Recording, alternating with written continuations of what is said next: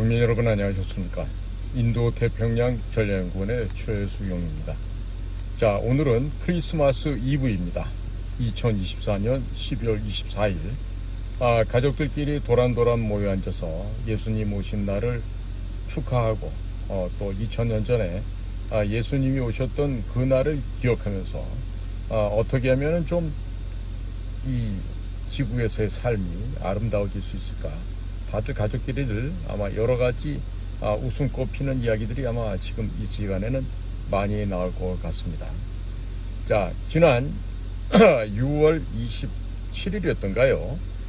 대통령 후보로 나왔던 조 바이든과 그리고 도널드 트럼프는 예상보다 한 3개월 앞당겨진 디베이팅을 통해서 앞으로 내가 미국의 대통령이 되었을 때 나는 미국을 어떻게 이끌고 나가겠다, 이런 여러 가지 가치와 철학, 정책 추진 방향 등에 대해서 토론을 1대1로 나눈 바가 있었습니다. 묘하게 그날 완전하게 치매 노인이 그동안 바지 사장을 해왔다는 것이 들통이 났죠. 그렇게 되면서 조 바이든은 맞고 나갈래 그냥 나갈래, 낸시 펠로시로부터 이지웨이를 택할래 하드웨이를 택할래, 이런 협박을 받아가면서 결국 대통령 후보 자리에서 쫓겨났습니다. 자, 그 결과 그 뒤를 이은 카말라 해리스가 민주당의 대통령 후보가 되었습니다마는 터무니없이 부족한 실력과 그리고 인격 등으로 말미암아서 카말라 해리스는 226표를 얻는데 그쳤고 도널드 트럼프가 312표를 얻음으로 인해서 미 합중국의 제47대 대통령이 되었습니다. 자, 이와 같은 2024년은 미국에서의 대통령 선거가 대단히 유의미한 선거였다고 전 세계적으로 평가를 합니다. 그 까닭은 바뀐 것은 대통령 한 명인데 실제로 미국이 변하는 게 아니라 전 세계가 같이 변화하고 있습니다. 자, 예를 들어 보면 이번 취임식 때도 어이 블라디미르 푸틴, 자네 일로 축하하러 와야 되지 않겠나? 자, 시진핑 습근평이한테도 어이 시진핑 이제 와서 아련을 해야지, 자네가 신화된 도리를 해야 되지 않겠나? 자, 이래 가면서 지금 초청을 다 하고 있어요. 근데 과연 습근평이 중국 공산당의 자존심을 세우느라고 미국 워싱턴 DC 가서 도널드 트럼프 황제 폐하 앞에서 과연 머리를 조아리고 무릎을 꿇을 수 있겠습니까? 결코 쉬운 일이 아니라고 생각이 됩니다. 자, 그러면 한 명이 바뀌었지만 미국이 바뀜으로 인해서 지금 전 세계가 덩달아서 바뀌어가고 있습니다. 최근 들어서 MSNBC라든지 미국의 각종 주류 언론이라고 불리우던 자들이요, 지금 들어가서 지금 머리를 조아리고 있습니다. 특히 ABC에서 그 팔라조프스키인가요? 그 도널드 트럼프에 대해서 터무니없는 얘기를 막 하다가 결국에 금융 치료를 받습니다. 자그마치 1,500만 달러를 도널드 트럼프 그 기념 역사관인가요? 도서관인가 거기다가 도네이션 기부함으로써 타협을 받는데 실제로 안 그랬으면 1빌리언 10억 불 이상을 두들겨 맞았겠죠. 자, 지금 미국의 언론과 빅테크가 지금 금융치료 내지는 물밭 따러 지금 맞으려고 지금 줄을 서고 있는데요. 뭐 팀 쿡 애플 대표라 할까, 아니면 마크 저커버거 페이스북이죠, 메타로 현재 알려져 있는데 그 저커버거도 가가지고 무릎을 조아렸죠. 자, 지금 전 세계가 이러고 있는 상황입니다. 심지어 푸틴도 우리는 언제든지 미국과 대화할 준비가 되어 있어. 그리고 습근평이도 우리는 미국과 평화적인 모드를 앞으로 계속 진행해 나갈 거야. 심지어 탈레반들조차도 미국과 화해 성격을 보내고 있고, 중동에서도 그러고 자연 북한까지도 지금 어떻게 하면 미국에게 잘 보일까, 이런 궁리들을 하고 있는 것이 바로 오늘날의 상황입니다. 자, 그래서 지난 2024년을 되돌아보면요, 이것은 다시 미국의 역사가 바뀌는 한 해로 자리매김을 할 것으로 보입니다. 자, 트럼프가 11월 5일 미국 대통령에서 승리함으로써 미국이 대내적으로는 자유민주적인 가치와 관대와 포용이라고 하는 전통적인 관행에서 다시 종족주의와 정체성의 정치로 그리고 대외적으로는 냉전 종식 이후 유지해왔던 자유주의, 국제 질서의 주도국에서 보호주의와 고립주의의 미국 우선주의, 아메리카 퍼스트로 귀환하는 미국 역사의 변곡점을 그린 해였다라고 평가할 수가 있겠습니다. 트럼프는 미국 역사상 최고령 대통령입니다. 올해 78살입니다. 자, 이렇게 최고령으로 당선된 대통령이고 34개에 달하는 온갖 범죄 혐의에도 불구하고 대통령에 당선된 최초의 대통령이었습니다. 그리고 미국 역사상 22대, 24대 대통령이 있던 그로버 클리블랜드라는 대통령이 있었는데 그분에 이어서 132년 만에 재선에서 실패했던 대통령이 다시 집권에 성공한 대통령이 되었습니다. 자, 이로써 미국 정치사에 새로운 장을 연 대통령이 된 것입니다. 이로써 2024년은 트럼프의 귀환으로 미국 국내뿐만 아니라 트럼프 2기 정부가 시작되는 내년 이후에는 국제 정세에서도 대변환과 대변혁이 일어날 것임을 이미 분명하게 예고를 하고 있습니다. 자, 지금 2024년을 몇몇 가지 이렇게 우리가 회고해 볼 때요. 2024년은 대내적으로 바이든 정부가 얼마만큼 빠른 시간 내에 초인류 강대국 미국을 망하게 할 수 있는지를 입증해 주었던 4년이라 하겠습니다. 지나간 조 바이든의 4년간의 실정에 대해서 민심의 폭발이 일어났고 지난 11월 5일 미국 대선에서 여실히 그 모든 것을 입증한 한 해였다고 하겠습니다. 트럼프 정부 당시에는 1%였던 인플레이율이 바이든 정부에서는 5%로 상승을 하였습니다. 특히 휘발유, 식품 등 장바구니 물가는 18%나 치솟았고 금리 또한 3%에서 6%로 상승을 하였습니다. 주택 임대료가 상승하는 등 보통의 미국인, 우리 에버러지 아메리칸이라고 얘기하죠. 이 보통의 미국인들은 생활이 날이 갈수록 더욱 힘들어졌습니다. 게다가 저임금 노동을 마다하지 않는 불법 이민들의 대거 유입에 따른 일자리 상실로 무주택자와 노숙자 증가가 되는 등 보통의 미국인들은 점점 더 절망에 빠져들어가게 되었습니다. 지나간 바이든 정부 기간에 무려 멕시코 쪽의 국경 그리고 캐나다 쪽의 국경을 함부로 열어 제껴서 대략 지금 2천만 명 정도가 미국 곳곳에 지금 퍼져 있습니다. 자, 이번에 톰 헌슨인가요? 그 IC 국경 수비 대장을 하게 되는 그분이 새로 임명이 되면서 아마 무자비하게 방출이 아마 곧 시작될 것으로 이렇게 전망이 되고 있습니다.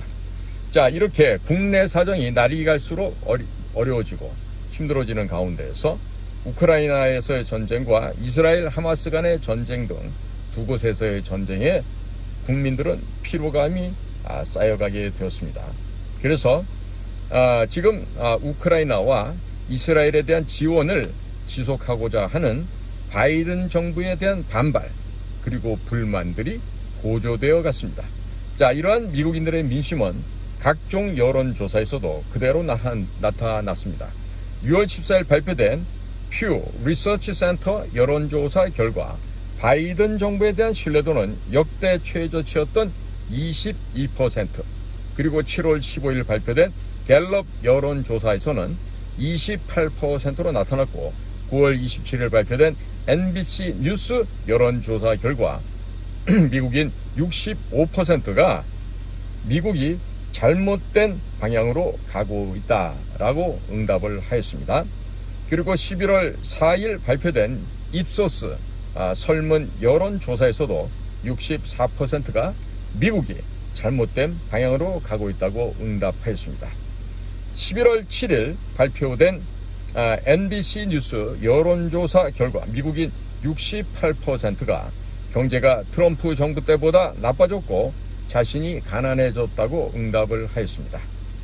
이와 같이 보통 미국인들은 바이든 정부에 대한 깊고 깊은 불신을 가지고 있었습니다. 이에 대해 바이든 정부는 노동자와 중산층을 위한 보다 나은 재건, Build Back Better라고 하는 바이든노믹스를 지난 4년간 추진을 해왔었습니다. 그러나 과도한 정부 지출로 인플레율만 높아지는 등 국민들의 생활고를 전혀 해결할 수가 없었습니다. 그럼에도 불구하고 바이든 정부는 보통 미국인들의 생활고 해결보다는 2021년 6월 25일 사회적 약자와 불우한 계층에 대한 차별을 없앤다는 정치적 올바름, Political Correctness를 실현하기 위해서 DEIA, 즉 D는 Diversity, 다양성입니다. E는 Equity, 평등성이고 I는 Inclusion, 포용성이며 A는 Accessibility, 접근성입니다. 자, 이 네 가지 DEIA, 이것을 미국 전통의 자유민주적 진보의 가치를 연방정부에 도입하는 등 행정명령을 공표한 이래 이 DEIA가 작동하는 깨어있는 정부를 만들기를 추진해 왔던 것이죠. 이 깨어있는 정부는요, 워크입니다. WOKE, 워크 거버먼트라고 하는데요. 이게 소위 말하는 우리나라에도 문재인이를 홀고 빨고 있는 깨어있는 시민연대, 한동훈이와 함께했던 깨어있는 시민연대, 이와 같은 소위 문화적 막시즘에 입각해서 사회를 변혁시키고자 하는 매우 잘못된 사고를 갖고 있는 이런 자들의 집합이라 하겠습니다. 자, 그리고 이와 같은 진보적 가치에 따라서 불법 이민 단속을 완화하였고 우크라이나와 이스라엘에 대한 지원 역시 계속해 나갔습니다. 그러나 시간이 지나면 지날수록 생활고에 처하게 된 보통의 미국인들은 불만을 더욱더 많이 갖게 되었고 그 불만이 더욱 심화되어 민주당 대선 후보가 바이든에서 해리스로 바뀌면서 현상 변경에 대한 일말의 희망을 걸어볼 수가 있었습니다. 하지만 바이든 대신에 등장했던 카말라 해리스 역시 보통의 미국인들의 경제난 해소보다는 바이든 정책을 그대로 계승하고자 했습니다. 인권, 민주주의 등 미국의 전통적 관념과 가치를 강조하는 등 부유하고 생활고를 느끼지 못하는 미국의 기득권층과 엘리트들만의 입장을 대변을 하였습니다. 자, 이렇게 함으로써 보통의 미국인들에게는 실망의 실망감을 더 안겨주게 되었습니다. 이에 따라 미국인들 사이에 가진 자와 없는 자, 즉 haves and have not, 우리와 그대, us versus them 이라고 하는 정체성의 정치가 확산이 되어갔고 그 결과 자신들의 입장을 대변하는 트럼프에 몰표를 던져주게 되었던 것입니다. 이로써 2024년은 지난 4년간 조 바이든 정부의 국정에 대한 국민 심판이 이루어진 해이자 미국 사회가 극히 양분되어 있었음이 명백하게 드러난 한 해였다라고 단정할 수가 있겠습니다.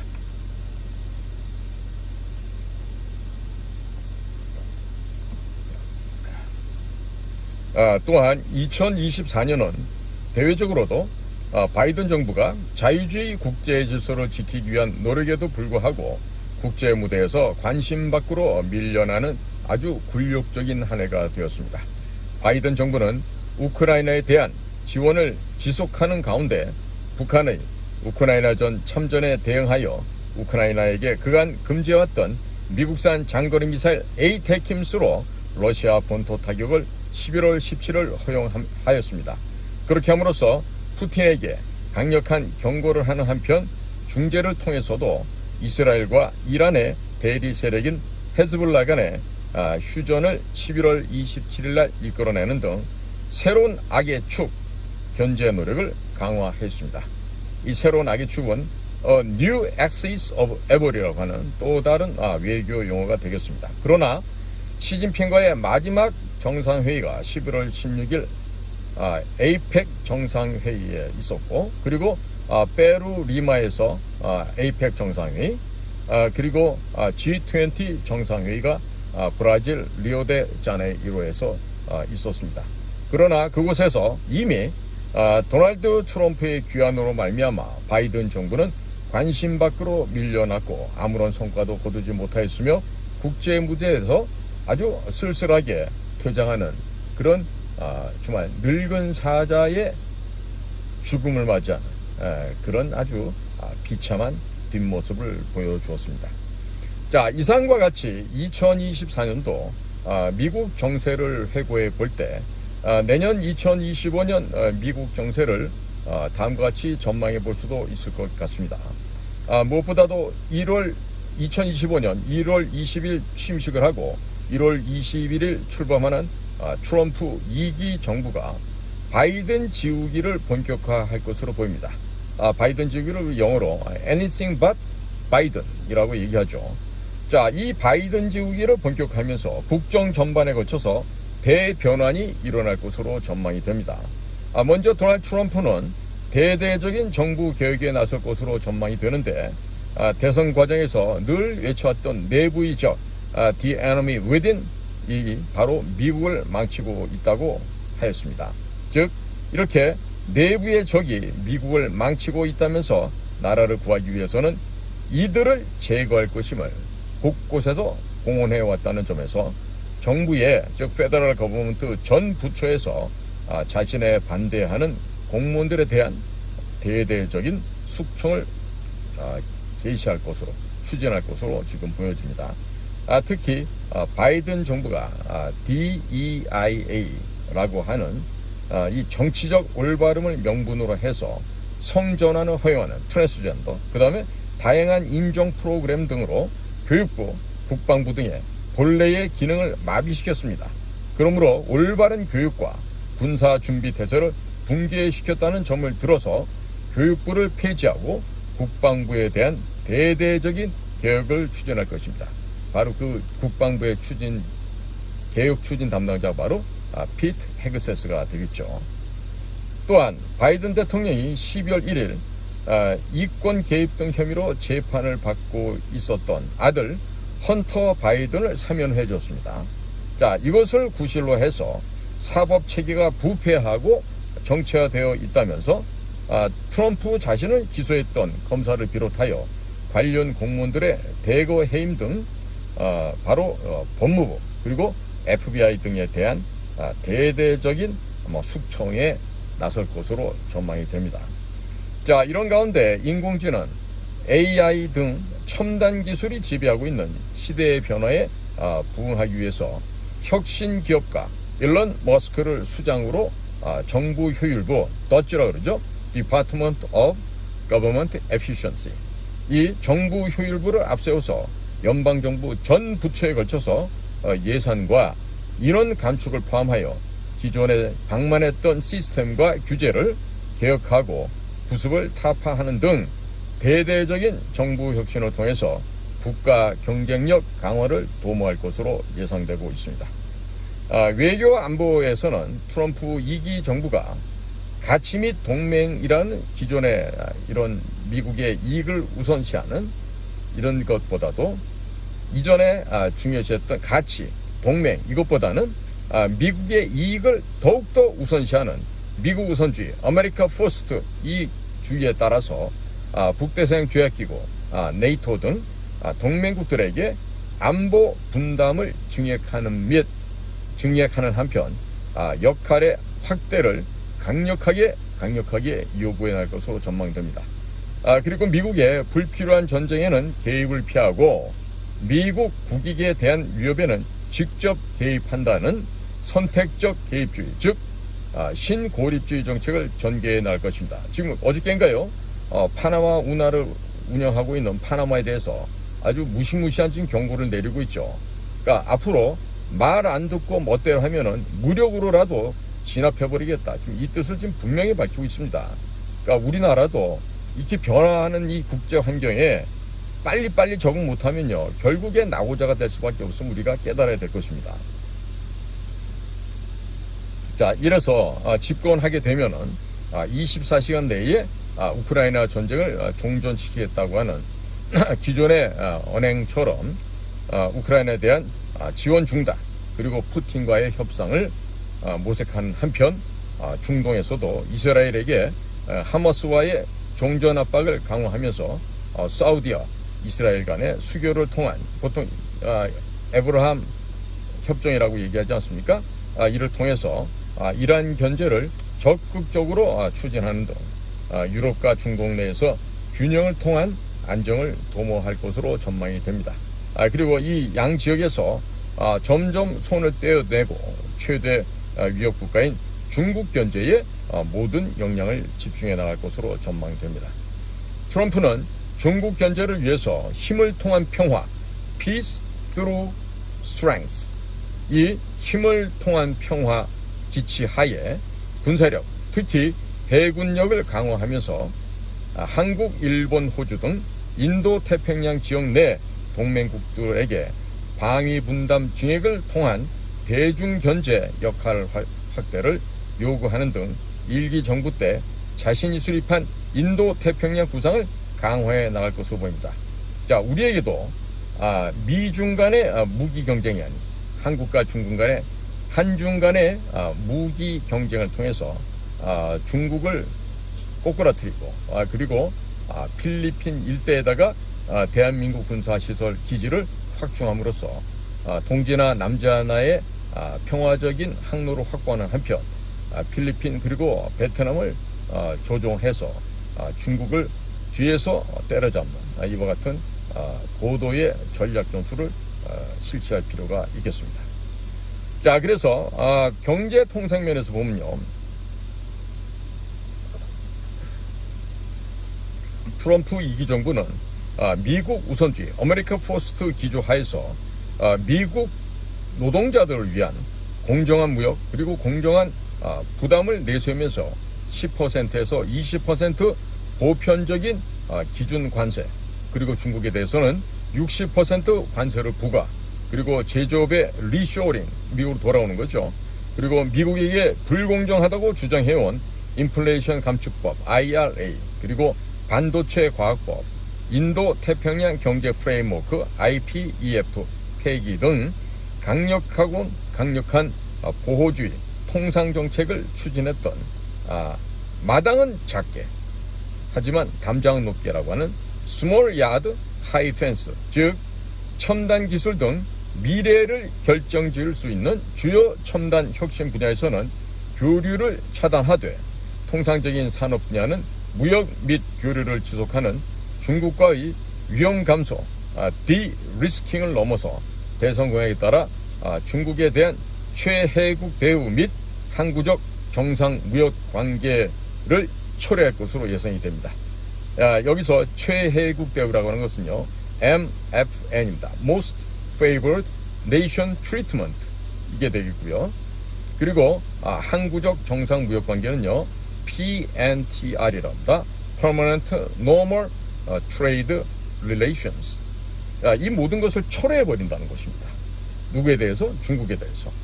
자, 그리고 중국인들의 미국 투자를 금지하게 하고, 또 미국 내 자산 규제를 강화하는 한편, 미국인들의 중국 투자 금지, 그리고 첨단 기술에 대한 중국의 접근 금지, 중국산 전자제품, 철강, 약품 등 금지 등과 함께 첨단 혁신 기술 분야와 관련된 산업 공급망을 미국 중심으로 재편을 도모할 것입니다.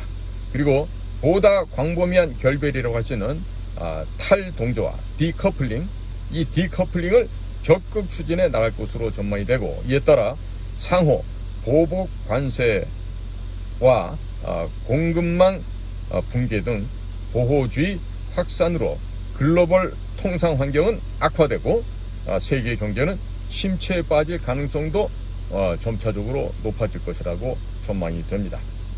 한반도와 관련해서는 잘 조정되고 실용적인 접근이라는 명분하에 전략적 인내로 사실상 북한을 방치하고 대북 대중 견제를 위해 한미 동맹을 강화해온 바이든 정부와는 다르게 트럼프 2기 정부는 한반도의 지정학적인 전략적 중요성을 감안하여 개입을 강화할 것으로 전망이 됩니다.